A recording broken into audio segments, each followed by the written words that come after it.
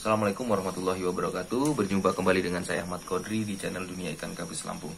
Oke teman-teman, kali ini saya akan menjawab salah satu dari sahabat albumin juga yang masuk chat di WA, menanyakan bagaimana sih Mas untuk mengkarantina ikan tangkapan dari alam ataupun tangkapan liar. Sederhana sekali ya untuk tangkapan untuk mengkarantina itu tadi, nggak butuh biaya besar ataupun sesuatu yang ribet-ribet syarat ataupun apanya dan lainnya, nggak terlalu. Jadi saya singkatkan saja. Yang pertama ya pasti kita butuh tempatnya. Yang kedua, ketinggian air jangan tinggi-tinggi. Berapa ketinggiannya? Ya dikira-kira aja badan ikan itu tenggelam kurang lebih 5 cm di atas badannya gitu. Terus setelah itu ya bisa dikasih garam ikan dan dikasih daun ketapang kering. Fungsinya apa ya? Garam ikan itu untuk antibakterinya, ketapang kering itu tadi ya untuk mensterilkan ataupun untuk menyesuaikan pH yang disukai dengan ikan gabus itu tadi, dan bisa juga mengurangi tingkat kestresan dari ikan gabus itu tadi. Nah setelah itu apa lagi Mas? Setelah ikan kita masukkan, baru kita diamkan saja 2 hari. Setelah 2 hari didiamkan, nah di situ nanti selama 2 hari itu seleksi pertama akan muncul gitu ya. Ikan yang memang kita tangkap itu tadi itu dalam kondisi memang kritis ya, nggak ada 2 hari itu biasanya mati gitu ya, terbalik gitu. Nah kalau masih kondisinya masih terbalik, dia belum sampai mengambang gitu, masih di dalam, masih di bawah, itu masih layak untuk dikonsumsi. Tapi kalau sudah dia mengambang, jangan dikonsumsi, dibuang saja, masuk penggorengan gitu. Kalau udah di bawah masih terbalik tapi masih di dasar gitu. Nah selama 2 hari itu ikan yang masih hidup itu tadi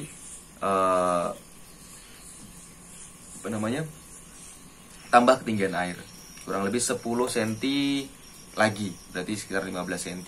Kenapa kok kita tambahin air? Karena kita akan coba kasih makan.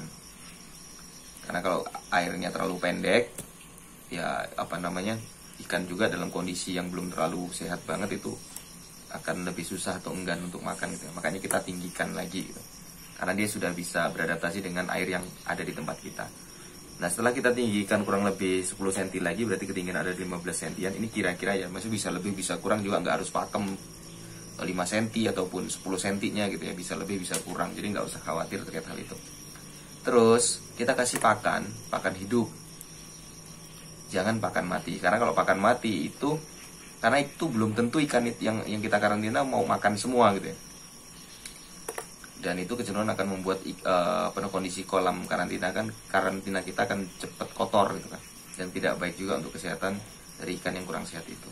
Jadi kita kasih pakan hidup, dan saya garis bawahi pakan hidupnya hindari ikan lele dulu, jangan ikan lele maksudnya. Kenapa jangan ikan lele? Karena ya ini saya sendiri yang ngalamin, ini pengalaman sendiri. Ikan gabus itu dalam kondisi kurang stabil atau kurang sehat, dia memang benar-benar sangat lemah menurut saya. Dan ikan lele itu sekecil apapun ikan lele itu termasuk ikan yang paling rakus gitu. Jadi saya pernah kejadian ikan lele itu menggerogoti luka dari ikan gabus yang kita karantina itu tadi, malah bukannya dimakan, malah pakan anakan ikan lele tadi yang mau kita kasih itu bukannya dimakan sama ikan gabusnya, malah dia yang gerogotin bekas luka dari ikan gabus itu yang mengakibatkan semakin tambah lebar gitu. Dan ikan gabus ini cuma bergerak aja, nanti dia didatengin lagi sama ikan lele itu tadi gitu. Jadi hindari ikan lele menurut saya. Apa ikannya Mas ya? Bisa mungkin pakai ikan nila, anakan ikan nila, ataupun mungkin kata itu ya, kata kecil gitu kan. Itu lebih aman gitu. Kecuali ya ikan benar-benar sudah rakus, sudah sehat banget gitu ya, mau lele mau apapun diantem sama ikan gabus itu gitu. Nah setelah dia sudah makan, nah itulah sebenarnya fase untuk segera sembuhnya ikan. Jadi walaupun contoh dia ada luka dan terinfeksi gitu ya, dalam arti memang itu di luar kendali kita, mungkin dia jamuran ataupun lukanya agak sedikit melebar gitu kan, tapi dia sudah lahap makan gitu, itu sangat mudah untuk mengobatinya gitu. Tapi kalau dia sudah nggak mau makan, nah itu yang susah gitu. Jadi memang kuncinya ya kita buat ikan itu stabil di kolam karantina dan mau makan. Nah di saat itu baru kita enak. Nah setelah itu prosesnya apa lagi Mas untuk jadikan indukan? Setelah kita tahu ikan itu memang kan kita akan lihat sendiri gitu, ikan yang sudah mulai agresif, makannya banyak, dan nah itu yang kita pisahkan gitu. itu bisa jadi kandidat pertama untuk calon indukan. Jadi ya memang harus ada tempat lagi yang memang ikannya benar-benar sudah sehat sekali gitu ya, kita pindahin ke sana. Nah itu kita akan push makan untuk bisa segera dimatangkan gonatnya. Nah baru itu kita akan cetak indukan. Jadi itu aja teman-teman terkait dengan karantina, sederhana sekali, nggak usah dibuat ribet karena ikan gabus itu sebenarnya ikan juga nggak rewel gitu ya terkait yang begitu gitu ya.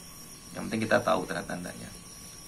Dan sebenarnya ini ada satu pertanyaan lagi terkait dengan bagaimana sih Mas membedakan jantan dan betina gitu. Ini kan klasik banget pertanyaan ini gitu. Karena mungkin di semua konten YouTube terkait membahas ikan gabus sudah banyak sekali yang mengupload gitu ya dari YouTuber ternama ataupun master gabus yang ada di Indonesia gitu kan terkait dengan perbedaan antara jantan dan betina gitu. Ya mungkin saya akan buatkan konten nanti gitu ya untuk melengkapi itu mungkin ya nggak beda jauh sebenarnya ya terkait dengan bagaimana cara membedakan jantan dan betina. Nanti ini kebetulan mungkin yang kemarin saya memisahkan indukan yang sudah bertelur itu belum saya ganti airnya. Nanti waktu saya ganti airnya mungkin sekalian saya buat konten terkait bagaimana cara membedakan jantan dan betina. Mungkin itu aja, tetap semangat teman-teman, sehat selalu. Salam albumin, salam ikan gabus Nusantara, dan saya akhiri. Wassalamualaikum warahmatullahi wabarakatuh.